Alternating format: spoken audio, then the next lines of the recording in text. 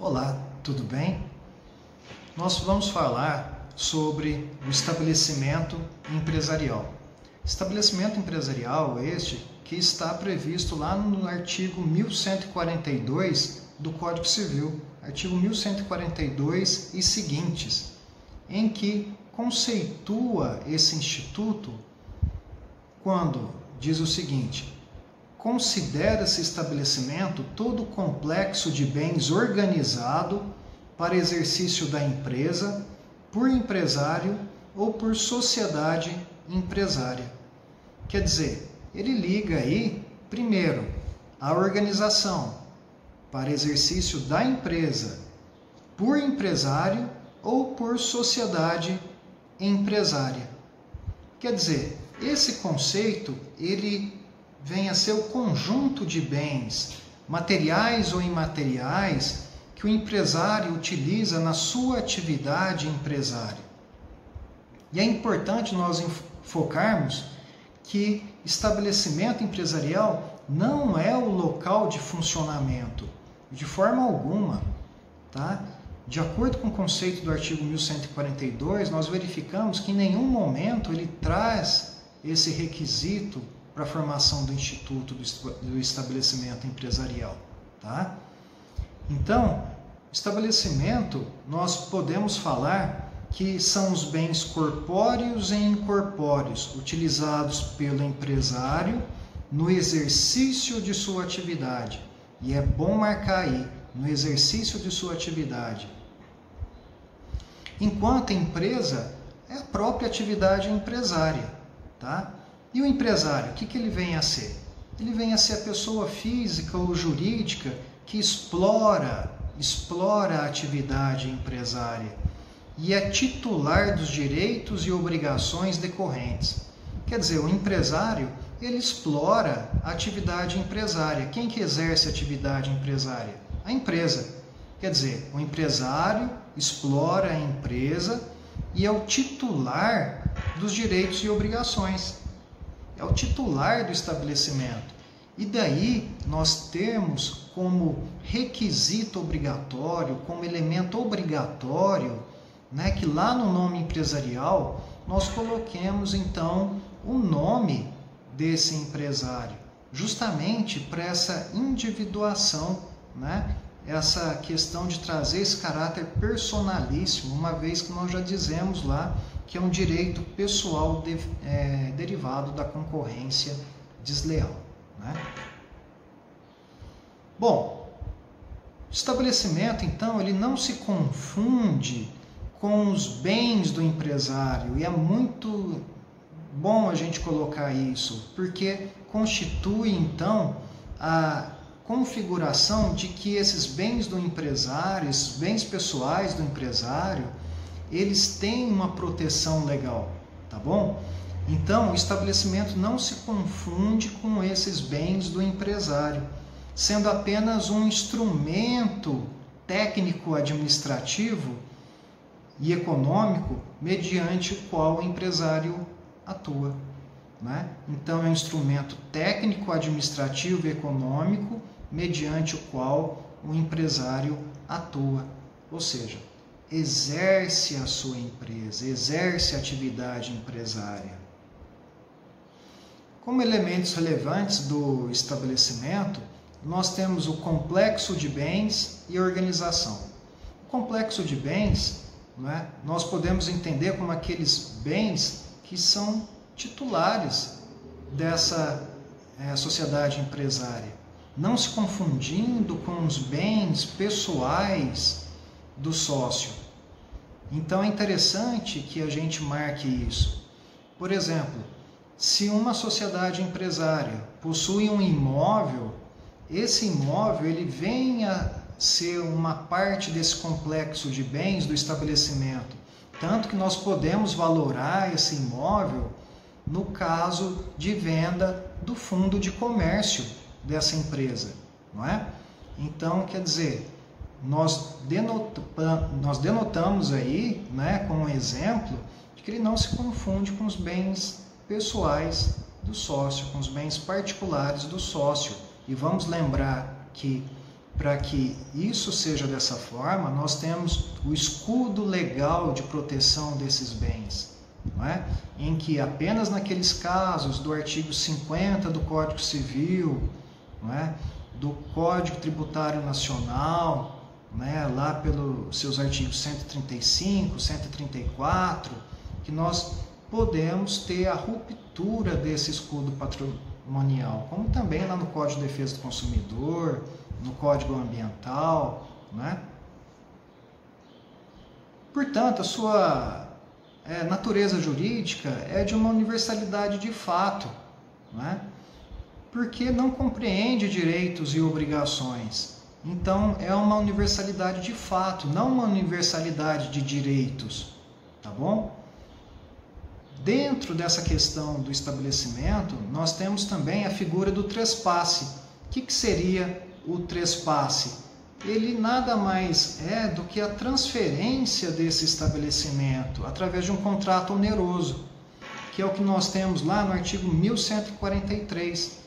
Quer dizer, enquanto o nome empresarial, né, fica vedada a sua alienação, né, e aí a codificação civil ela faz uma exceção em relação à alienação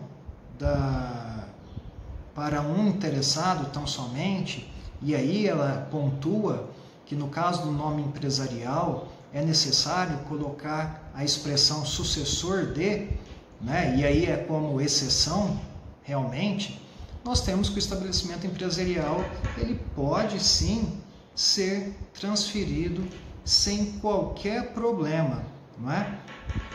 Então nós temos lá no artigo 1144, o contrato que tenha por objeto alienação, usufruto ou arrendamento do estabelecimento só produzirá efeitos contra terceiros depois de averbado à margem da inscrição do empresário ou da sociedade empresária no registro público de empresas mercantis e de publicado na imprensa oficial. Quer dizer, nós já temos aí a possibilidade, não é, ampla e geral para a transferência, para a venda, alienação desse estabelecimento empresarial, não é? E somente produz efeitos aí com a sua publicação perante terceiros. E mais uma vez repetindo, por que essa necessidade de publicação? Para se dar ciência aos terceiros, não é? E aí poder ser cobrado. Diante disso, nós temos o trespasse irregular, que é a inexistência de patrimônio suficiente para o pagamento do passivo ou sem obtenção de consentimento dos credores. Quer dizer, nós temos alguns critérios aí para que esse trespasse ele seja feito da forma mais regular possível. Que primeiro, né, é o consentimento dos credores, caso existam, logicamente, e também o pagamento do passivo, né, que também é muito interessante aí. Ou seja, o ideal e o necessário é que na compra de um estabelecimento empresarial se faça a análise da existência de credores, não é? E também da existência do passivo, ok? Para que esse trespasse seja realizado da forma mais regular possível. Caso contrário, ele será tido como irregular e daí nós temos, né, a responsabilização daquele que efetuou o trespasse, né? Ou seja, daquele que vendeu esse estabelecimento empresarial, né? Conforme configura lá o artigo 1145. Se o alienante não restarem bens suficientes para solver o seu passivo, a eficácia da alienação do estabelecimento depende do pagamento de todos os credores ou do consentimento destes, de modo expresso ou tácito, em 30 dias a partir de sua notificação. Lembrando que essa notificação ela pode ser feita por simples aviso de recebimento, por simples AR. E o artigo 1146 complementa essa questão do trespasse irregular e a sua responsabilização. O adquirente do estabelecimento responde pelo pagamento dos débitos anteriores à transferência, desde que regularmente contabilizados, continuando o devedor primitivo solidariamente obrigado pelo prazo de 1 ano, a partir quanto aos créditos vencidos da publicação e quanto aos outros da data do vencimento. Então, quer dizer, olha como a legislação ela é importante nesse caso, né? Porque ela determina responsabilidades tanto para o alienante quanto para o adquirente. Então, quer dizer, a própria legislação determina a possibilidade aí da efetuação da venda, da alienação, né, ou do arrendamento, ou até mesmo, né, de um outro meio de transferência desse estabelecimento empresarial. Há também o caso de sucessão empresária, de sucessão empresarial, tá? E aí nós temos essa questão da responsabilização, né? Uma vez que o alienante também assume a sua parcela de responsabilização, né? Até no caso de não comunicar ao adquirente a existência desse passivo, né? Conforme nós temos lá no artigo 1146, mas é importante que nós temos um enunciado do Conselho da Justiça Federal de número 233, que diz o seguinte: a sistemática do contrato de trespasse delineada pelo Código Civil, especialmente seus efeitos obrigacionais, aplica-se somente quando o conjunto de bens transferidos importar a transmissão da funcionalidade do estabelecimento empresarial. Quer dizer, é necessário que nós tenhamos aí, não é, a necessidade de constar a transmissão da funcionalidade do estabelecimento empresarial, não é? Que, convenhamos, é uma ocasião que ela vai ocorrer de regra mesmo, não é? E nós temos uma exceção aí dada aos artigos 60, parágrafo único, combinado com o artigo 141, inciso 2 da Lei 11.101 de 2005, que vai dizer o seguinte: em caso de falência ou recuperação judicial, não há transmissão de responsabilidades, inclusive fiscais e trabalhistas, tá? Então, no caso de falência ou recuperação judicial, não há, então, a transmissão de responsabilidades. O que é um ponto interessantíssimo, uma vez que dessa forma nós temos como garantida a possibilidade de recuperação judicial dessa empresa, né? Nós temos pontos relativos à proteção ao ponto do negócio, né? Já que nós falamos em estabelecimento empresarial. A primeira delas é a locação empresarial, né? Em que nós temos ali vários pontos que determinam uma proteção àquele sujeito, né? Aquele empresário que alugou o ponto, ou seja, ele não comprou, né?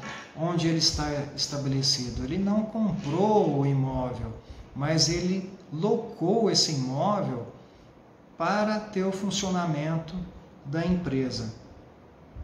Então, a discussão que nós temos aí é sobre a manutenção do contrato de locação em caso de trespasse do estabelecimento. E aí nós temos questões bem interessantes. Primeiro, né, em relação a esse contrato de locação, o locador ele não aqueceu, né, na locação desse imóvel para outras pessoas contidas no nome empresarial desse estabelecimento, né? Quer dizer, ele não aqueceu, não concordou com essa locação em que os sócios responsáveis serão outros, aqueles que ele não consultou, né? Que ele não fez toda aquela pesquisa para saber se o ponto poderia ser alugado àquelas pessoas ou não. Essa é a primeira visão. E já adianto aí que é uma visão já ultrapassada. A segunda visão que nós temos é relativa à função social da empresa e à sua preservação, tá? Ora, se nós temos ali o estabelecimento empresarial, né, já constituído, em funcionamento, com todos os colaboradores atuando, ou seja, fornecedores, clientes, né, os próprios empregados, nós não podemos permitir, né, que essa locação seja extinta. Nós não podemos permitir o distrato desta locação. E é a posição que vem sendo aceita pelos tribunais hoje em dia. Então, dessa forma, nós temos aí a prevalência do princípio da função social da empresa e da sua manutenção, né? Uma vez que, se ela está em atividade, ela deve ser preservada para que não ocorra todo um problema social, né, no caso de alteração aí desses sócios, né, da sua própria razão social, né? Bom, quais são as condições para a renovação do contrato de locação ao término do contrato? Nós temos aí também uma proteção muito interessante, já é a segunda proteção em relação à locação empresária. Mas nós temos alguns requisitos aí diante do artigo 51 da Lei de Locações. O primeiro deles é que o contrato de locação ele deve ser escrito, tá? Esse requisito é essencial para nós e deve possuir também um prazo determinado. O segundo requisito é o prazo mínimo do contrato a renovar, né? Ou a soma dos prazos ininterruptos dos contratos escritos seja de 5 anos. Vamos explicar isso melhor. Quer dizer que um contrato de locação ele pode ter o seu prazo, ou seja, o seu termo inicial e o termo final de 5 anos. Aí sem problema, nós teríamos o preenchimento desse requisito de uma forma muito tranquila. Mas nós também devemos pensar naqueles casos em que o contrato de locação ele tem o prazo de 1 ano, né? Ou até mesmo prazos inferiores a 5 anos. Bom, para nós computarmos esse requisito, nós podemos somar todos esses prazos desses contratos de locações anteriores. Ou seja, se o contrato de locação ele é feito de 1 em 1 ano, é só nós somarmos até que esse período dê a totalidade dos 5 anos, sem qualquer problema.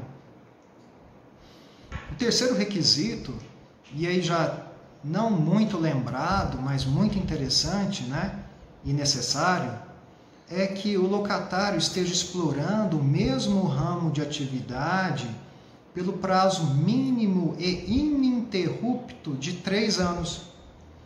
Ou seja, é necessário que, por exemplo, se nós temos como o segundo requisito essencial que esse prazo seja de pelo menos 5 anos, nós temos que os 3 últimos anos eles possam ser realizados em um ramo de atividade diferente do que os 2 primeiros anos de contratação, mas é necessário que esses 3 anos sejam ininterruptos, tá?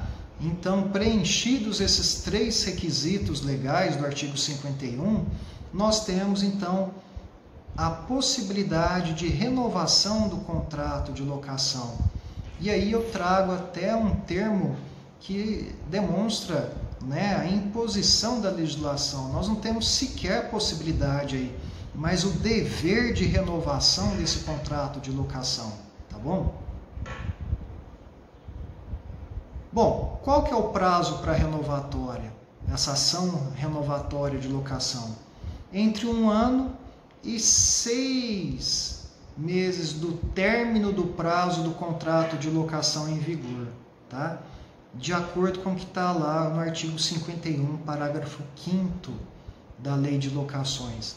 Quer dizer, se o empresário deseja e necessita dessa renovação, é imperial que ele se atenha a esse prazo para se requerer, tá bom? Essa renovação.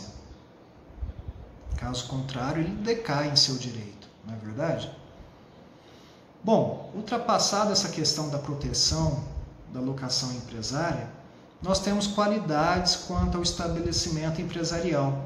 E o primeiro que nós podemos falar é quanto ao aviamento, né, que a aptidão de um estabelecimento possui em gerar lucros ao exercente da empresa, não é? Ou seja, o local do ponto, que é um critério objetivo, né, e as qualidades pessoais do empresário, que é um critério subjetivo, tá bom? Então, todas essas questões da localização, da atividade empreendedora desse empresário, né?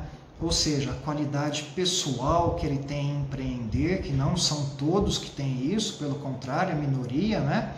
Então, somado esses dois pontos, nós temos o aviamento, né? Que é essa aptidão, né, que um estabelecimento possui em gerar lucros ao seu exercente, tá bom? E a clientela, né, que é a freguesia, que é o conjunto de pessoas que mantém com o empresário ou sociedade empresária relações jurídicas constantes, tá bom? Então, é um outro ponto aí de qualidade.